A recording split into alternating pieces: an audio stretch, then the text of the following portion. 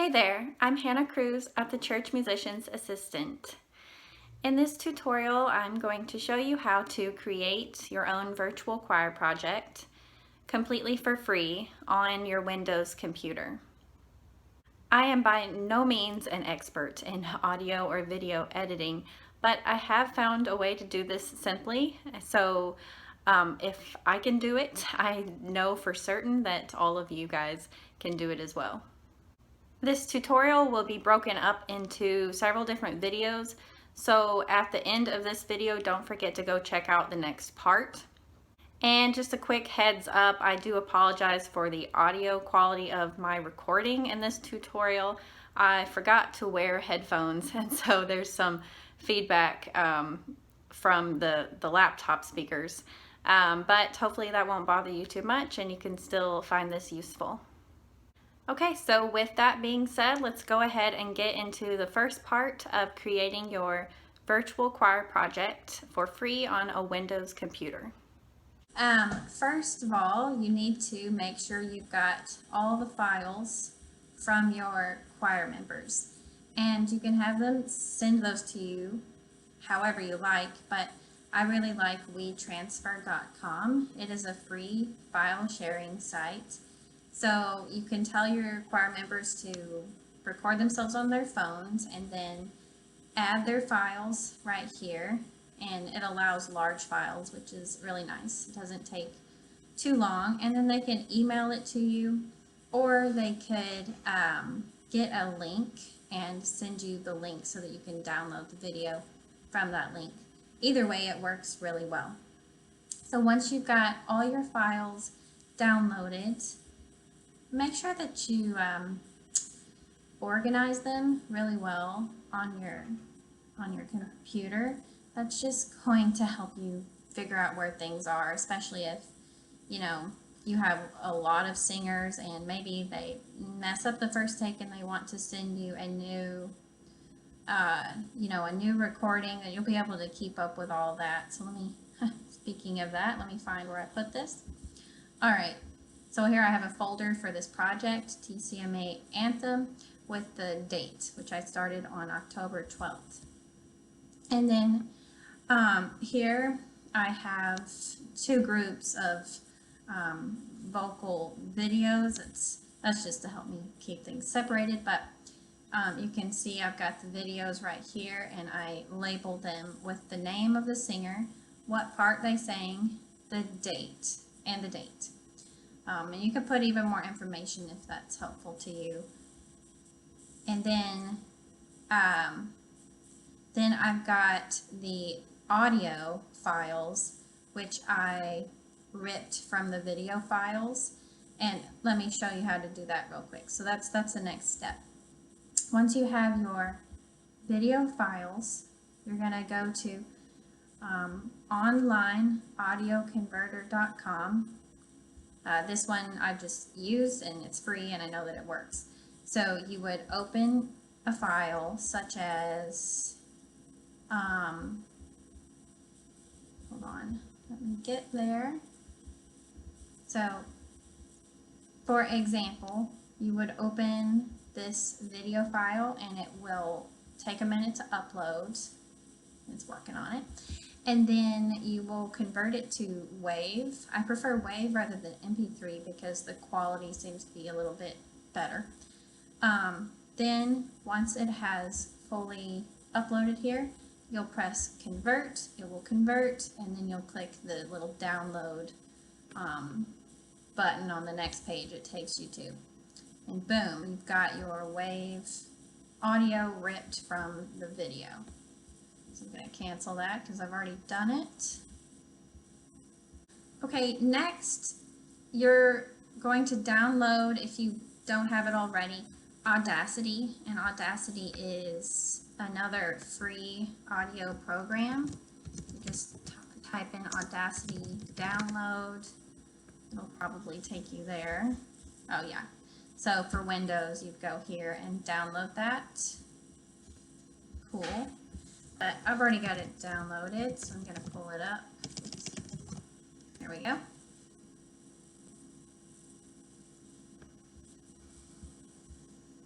Again, this is a free program that you can do your audio editing in. Okay, we are now going to import those audio clips so that we can edit the audio separately from the video. It just works better that way, and you'll see why in a bit. Go to File and Import, then Audio, or Control-Shift-I. Okay. Great. Now you can click multiple tracks at once here by pressing Control and then clicking all of them at the same time. Then click Open. Now it's going to ask you choose an import method, and you can just say read the files directly from the original.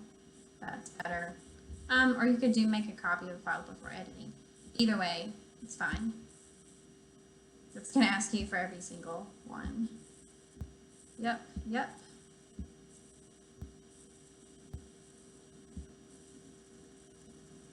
Okay, is that all of them? Then check that you've got all the tracks. So 1, 2, 3, 4, 5, 6, 7, 8, 9. Yep, that's all of them. Great. Okay, now we begin editing the audio. I've got my piano accompaniment track right here, and this is the one we're going to start with. So I don't want to hear all of the tracks at once. That would be a cacophony of sound. So let's just click solo, and if you click solo on a track, it mutes all of the other tracks. You can also just click mute on multiple tracks at once if you want to do it that way. Okay, and we've got a bunch of noise at the beginning, and I want to cut that out. I know that the track starts here where the larger sound waves appear. So just take your cursor and highlight the area you want to delete, and you can either go to Edit and Delete, or you could just click the Delete button on your typing pad. Okay, and before you go on, always remember when you cut a track to fade in or fade out. That way there's no glitches in the sound, and it won't go from, no sound to complete sound all at once. So this fade in feature will smooth it out. Again, you go to Effect and Fade in. Okay, I'm going to do the same thing at the end. Let's find the end.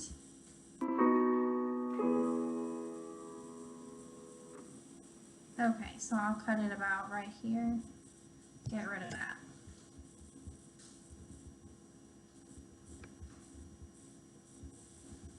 Fade out at the end. Okay, now my accompaniment has a short introduction, so we'll find where the introduction ends and the singers come in.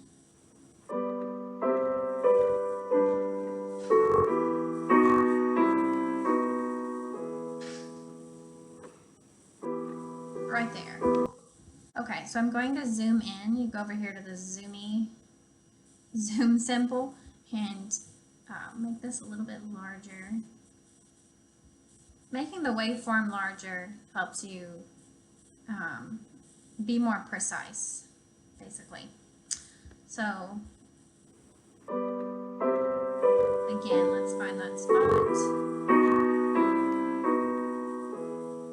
And we're going to mark the spot where the singers come in with our cursor, and then go to Edit, Clip Boundaries, and Split.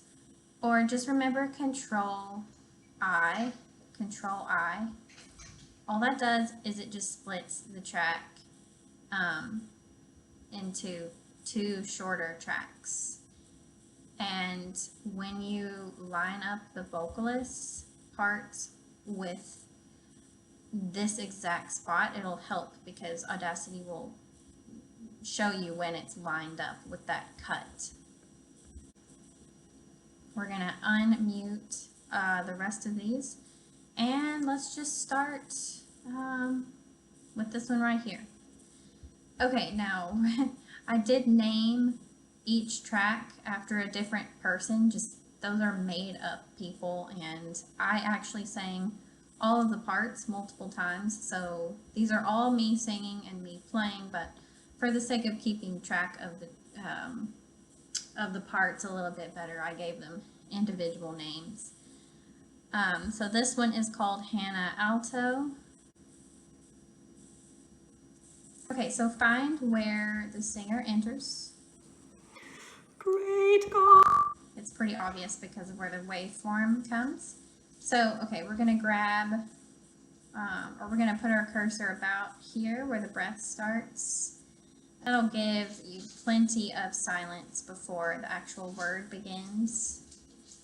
Now we split it, so Control I. And I'm gonna delete all of this silence here at the beginning. We don't need that. Okay, now we'll use this little tool right here, the time shift tool. That lets you drag the part right or left. And we're gonna try to line up where the word starts with where the piano starts. So, okay, I'm gonna put my cursor right where she enters, right here, and cut it. And go back to that time shift tool and try to line it up. Oh, see how Audacity, it lights up when the tracks align? So we should be pretty close to alignment. Let's listen to both of these tracks together. Oh, before we do that, I must not forget to fade in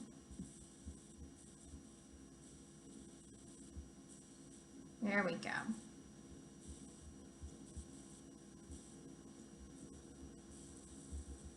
So I'm gonna mute everything except for, let's take a listen.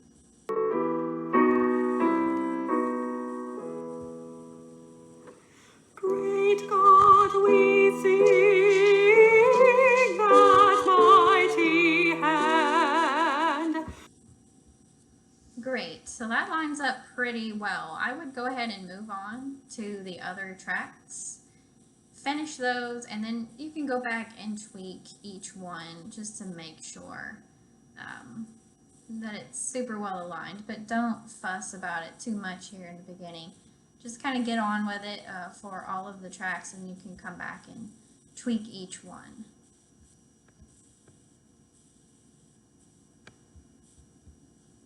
Remember, all you're doing right now is lining up the beginnings of each track with where they need to be in the accompaniment. After you've finished that, you can go to the ends of the track, of each track, and just cut out all of that unnecessary silence and fade out. Hey there, so I hope this tutorial is helping you make your own virtual choir project. And don't forget to check out the next part in the series.